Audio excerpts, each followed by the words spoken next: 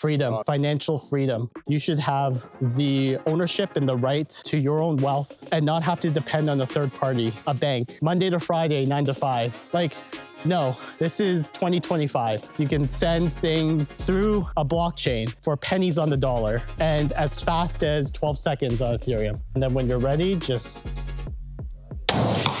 block proposed. I think it's great that Ethereum is making big moves to be a little bit more bolder. You know, we're kind of underselling Ethereum quite a bit. So it's always better when we're working together with people who are thinking not just from the protocol, not just from dApps, not just from infrastructure. Everybody sees Ethereum in a slightly different way. And that actually helps a lot. This sort of decentralized governance will allow us to come to better outcomes and just be a truly decentralized protocol. And that way we destroy what we unfortunately built with TradFi 1.0.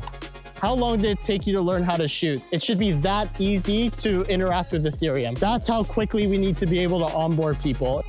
Well, we might be able to actually make Ethereum more efficient. It's our job at Protocol to make the lives of those builders easier, but we need to get out of this bubble where protocol layer is kind of isolated. Bitcoin was obviously started by cypherpunks. A bunch of us rebellious type people. We're sorely lacking more of those people now. Why are we here? How about the values, the privacy, the decentralization, digital property rights, transparency for the rich, privacy for the rest of us? Yeah. Important things like client diversity. Bitcoin's got us on the narrative, but we are pushing the technology forward. If you were to rate this move out of 10, what would you give this rating? I would give it an 11.